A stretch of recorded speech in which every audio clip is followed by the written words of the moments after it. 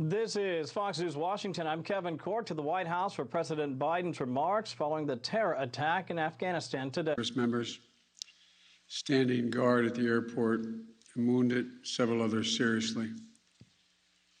He had also wounded a number of civilians, and civilians were killed as well.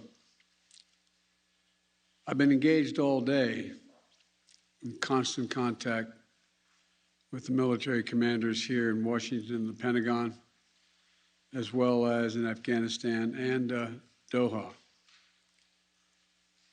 And my commanders here in Washington in the field have been on this with great detail, and you've had a chance to speak to some so far.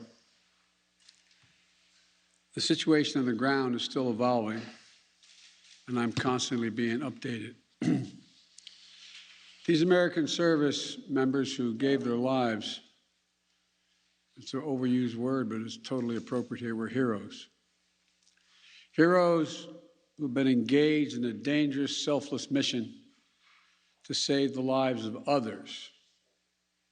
They're a part of an airlift, an evacuation effort unlike any seen in history, with more than 100,000 American citizens, American partners, Afghans who helped us, and others taken to safety in the last 11 days. Just in the last 12 hours or so, another 7,000 have gotten out. They were part of the bravest, most capable, the most selfless military on the face of the earth. And they're part of simply what I call the backbone of America. They're the spine of America, the best the country has to offer. Jill and I, our hearts ache, like I'm sure all of you do as well, for all those Afghan families who lost loved ones, including small children, or have been wounded in this vicious attack. And we're outraged as well as heartbroken. Being the father of an Army major who served for a year in Iraq, and before that was in Kosovo as a U.S. attorney for the better part of 6 months in the middle of a war. When he came home after a year in Iraq, was diagnosed, like many, many coming home, with an aggressive and lethal cancer of the brain, who we lost. We have some sense, like many of you do, what the families of these brave heroes are feeling today. You get this feeling like you're being sucked into a black hole in the middle of your chest. There's no way out. My heart aches for you. But I know this. We have a continuing obligation, a sacred obligation to all of you, the families of those heroes. That obligation is not temporary, it lasts forever. The lives we lost today were lives given in the service of liberty, the service of security, and the service of others, in the service of America. Like their fellow brothers and sisters in arms who died defending our vision and our values in the struggle against terrorism. Of the fallen this day, they're part of a great and noble company of American heroes. To those who carried out this attack, as well as anyone who wishes America harm, know this: we will not forgive. We will not forget. We will hunt you down and make you pay. I will defend our interests and our people with every measure at my command. Over the past few weeks, I know many of you are probably tired of hearing me say it. We've been made aware by our intelligence community that the ISIS-K, an arch enemy of the Taliban, people who were freed when both those prisons or opened, has been planning a complex set of attacks on the United States personnel and others. This is why, from the outset, I've repeatedly said this mission was extraordinarily dangerous, and why I've been so determined to limit the duration of this mission. As General McKenzie said, this is why our mission was designed, this is the way it was designed to operate under severe stress and attack. We've known that from the beginning. And as I've been in constant contact with our senior military leaders, and I mean constant, round the clock, and our commanders on the ground and throughout the day, they made it clear that we can and we must complete this mission, and we will. And that's what I've ordered them to do. We will not be deterred by terrorists. We will not let them stop our mission. We will continue the evacuation. I've also ordered my commanders to develop operational plans to strike ISIS-K assets, leadership, and facilities. We will respond with force and precision at our time, at the place we choose, in the moment of our choosing. Here's what you need to know. These ISIS terrorists will not win. We will rescue the Americans who are there. We will get our Afghan allies out, and our mission will go on. America will not be intimidated, and I have the utmost confidence in our brave service members who continue to execute this mission with courage and honor to save lives and get Americans, our partners, our Afghan allies out of Afghanistan. Every day when I talk to our commanders, I ask them what they need. What more do they need, if anything, to get the job done? As they will tell you, I granted every request. I reiterated to them today on 3 occasions that they should take the maximum steps necessary to protect our forces on the ground in Kabul. And I also want to thank the Secretary of Defense and the military leadership of the Pentagon and all the commanders in the field. There has been complete unanimity from every commander on the objectives of this mission and the best way to achieve those objectives.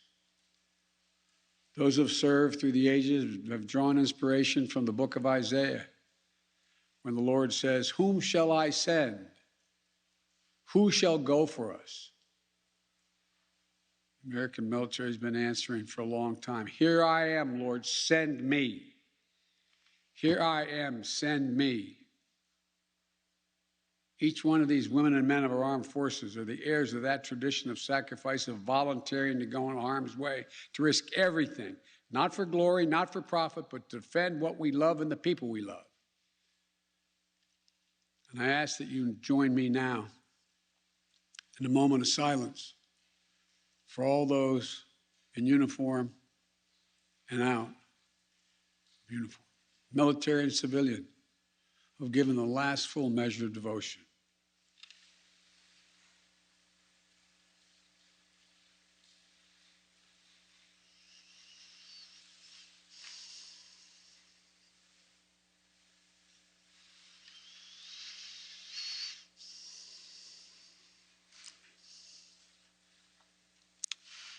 Thank you. May God bless you all, and may God protect the troops and all those standing watch for America. We have so much to do. It's within our capacity to do it. We just have to remain steadfast. Steadfast. We will complete our mission, and we will continue after our troops have withdrawn to find means by which we can find any American who wishes to get out of Afghanistan. We will find them and we will get them out. Ladies and gentlemen, they gave me a list here. The first person I was instructed to call on was Kelly O'Donnell of NBC.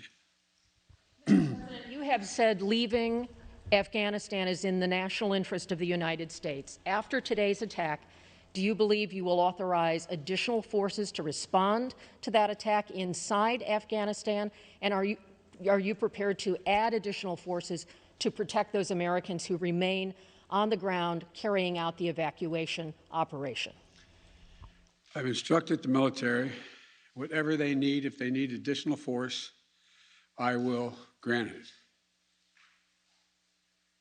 But the military, from the chairman of the Joint Chiefs, the commanders in the field, have all contacted me one way or another, usually by letter, saying they subscribe to the mission as designed to get as many people out as we can within the time frame that is allotted. That is the best way, they believe, to get as many Americans out as possible and others. And with regard to finding, tracking down the ISIS leaders who ordered this, we have some reason to believe we know who they are, not certain, and we will find ways of our choosing without large military operations to get them wherever they are. Trevor, Reuters. Thank you, Mr. President. There's been some criticism, even from people in your party, about the dependence on the Taliban to secure the perimeter of the airport. Do you feel like there was a mistake made in that regard? No, I don't. Look, I think General McKenzie handled this question very well. The fact is that we're in a situation, we inherited a situation, particularly since, as we all know, that the Afghan military collapsed 11 days before, in 11 days, that it is in the interest of, as McKenzie said, in the interest of the Taliban that, in fact, ISIS-K does not metastasize beyond what it is, number one.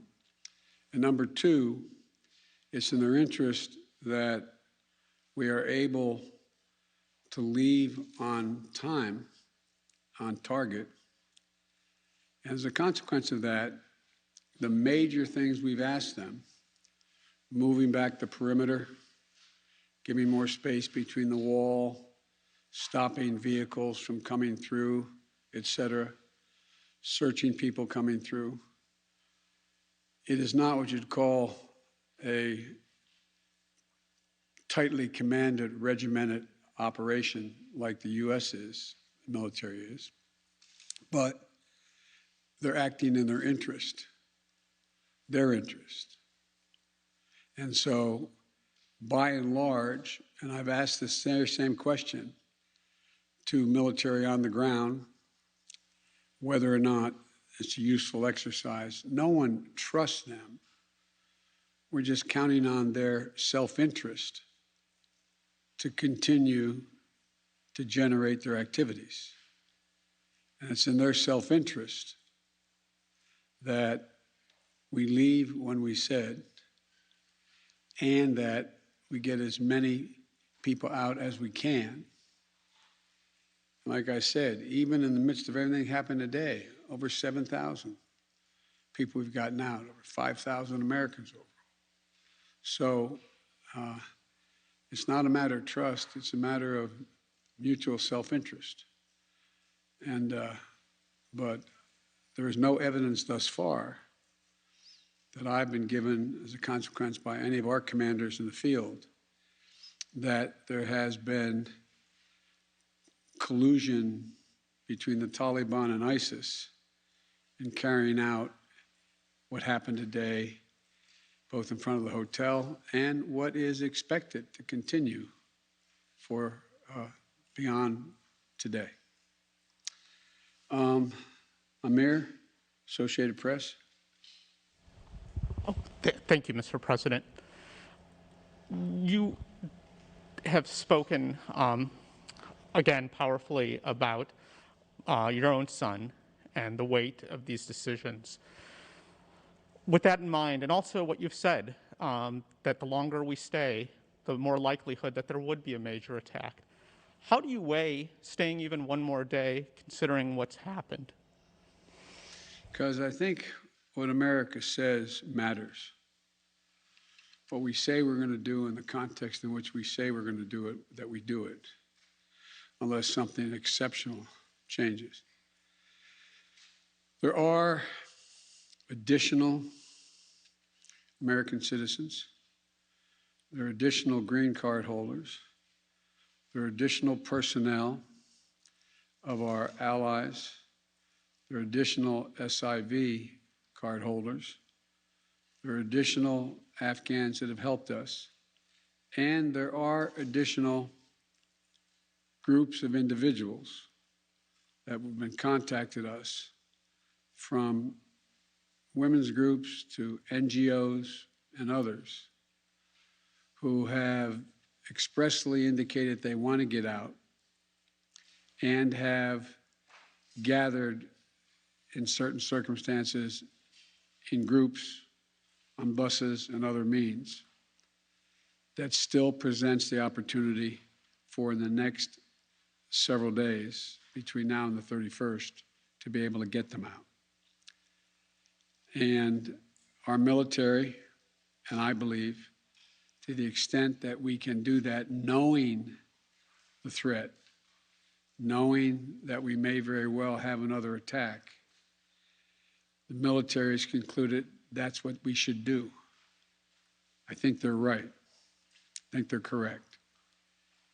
And after that, we're going to be in a circumstance where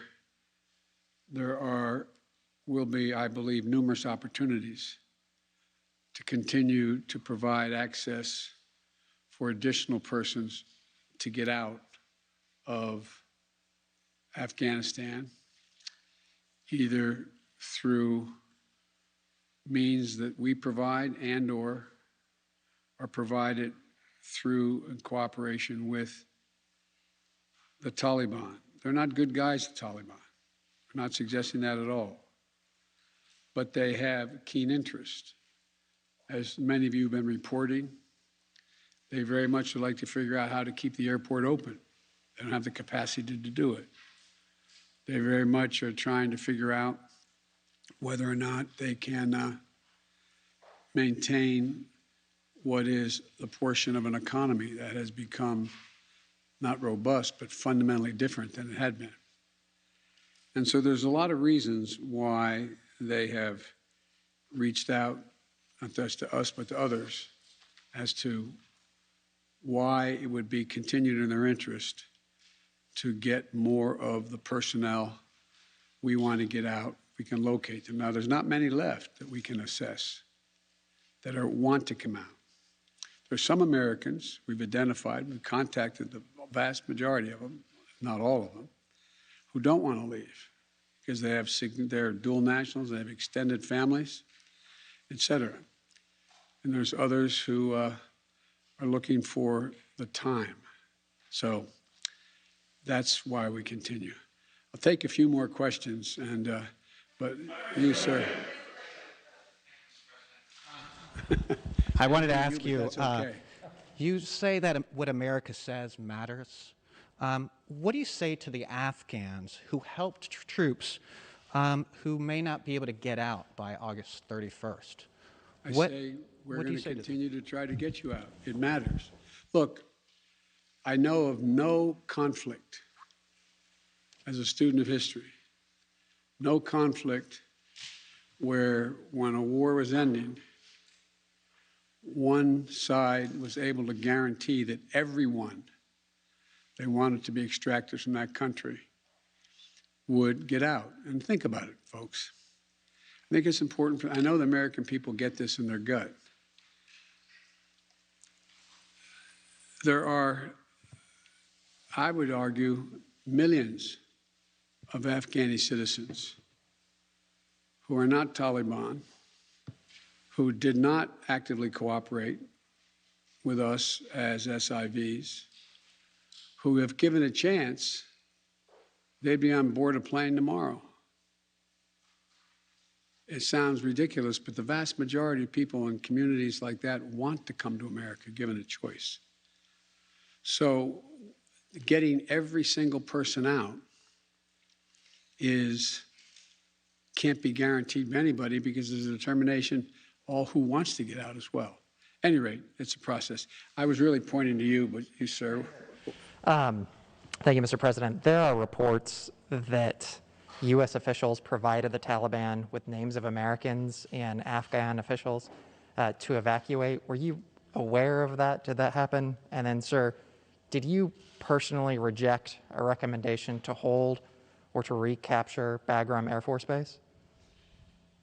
Here's what I've done let's answer the last question first. On the tactical questions of how to conduct an evacuation or a war, I gather up all the major military personnel that are in Afghanistan, the commanders, as well as the Pentagon. And I ask for their best military judgment. What would be the most efficient way to accomplish the mission?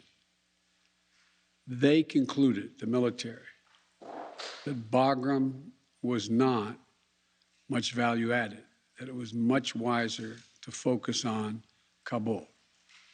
And so I followed that recommendation.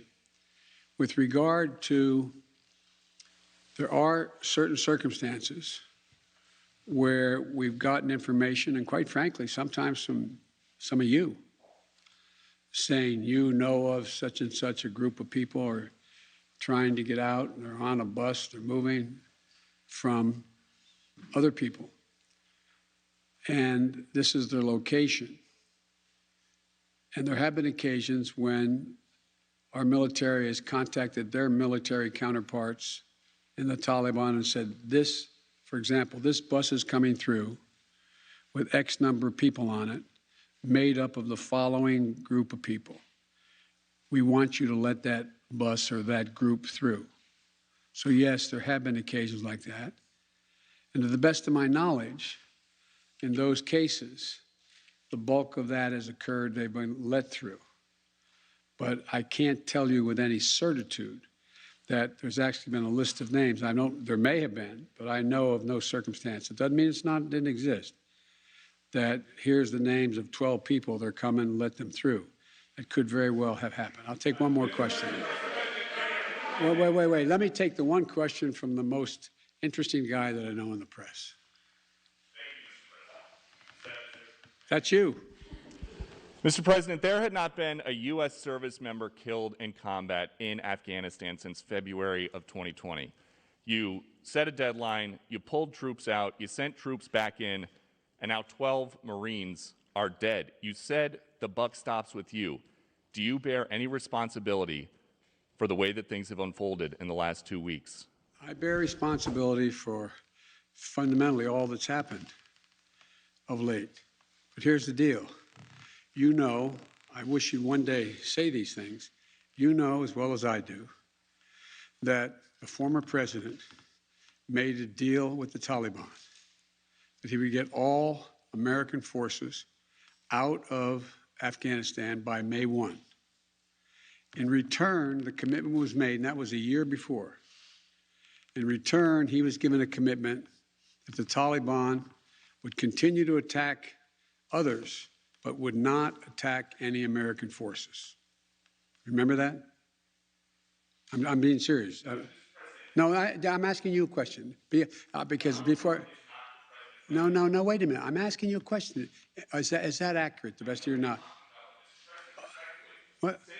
I don't think it's the issue that, do you think that people have an issue with pulling out of Afghanistan or just the way that things have happened? I think they have an issue that people are likely to get hurt.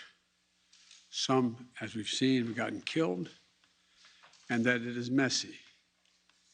The reason why, whether my friend will acknowledge it or has reported it, the reason why there were no attacks on Americans, as you said, from the date until I came into office, was because the commitment was made by President Trump, I will be out by May 1st. In the meantime, you agree not to attack any Americans. That was the deal. That's why no American was attacked.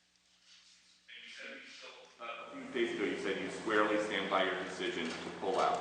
Yes, I do, because look at it this way, folks, and I have another meeting for real.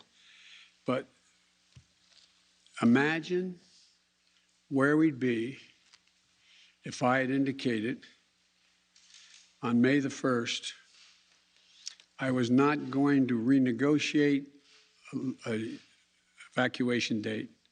We were going to stay there.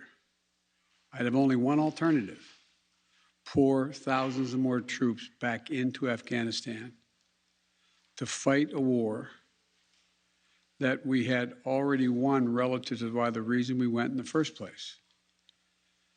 I have never been of the view that we should be sacrificing American lives to try to establish a democratic government in Afghanistan, a country that has never once in its entire history been a united country and is made up, I don't mean this in a derogatory, made up of different tribes who have never, ever, ever gotten along with one another. And so, as I said before, and this is the last comment I'll make, we'll have more chance to talk about this, unfortunately, beyond, because we're not out yet.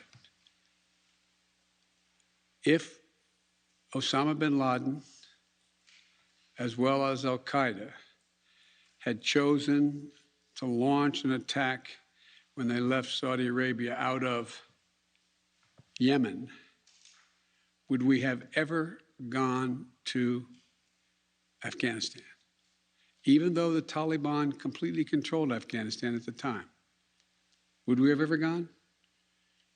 I know it's not fair to ask you questions, it's rhetorical, but raise your hand if you think we should have gone and given up thousands of lives and tens of thousands of wounded. Our interest in going was to prevent al-Qaeda from reemerging, first to get bin Laden, wipe out al-Qaeda in Afghanistan, prevent that from happening again.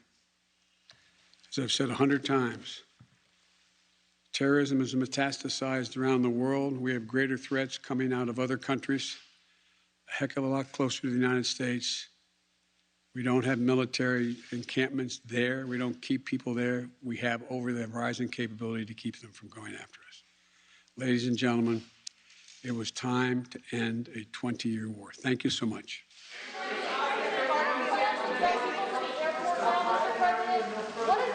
Been listening to President Biden at the White House with an update on the circumstances in Afghanistan. A dozen U.S. service personnel killed in a terror attack there, and there have been other attacks. We continue to follow that story as it develops. In the meantime, the president ultimately said, I bear responsibility fundamentally for all that's happened of late. He also said he couldn't guarantee that every person would be able to get out. They would continue to work toward that. His punctuating quote today: we will not forget, we will not forgive, we will hunt you down and make you pay. 18 seconds of silence, a moment of silence for those who died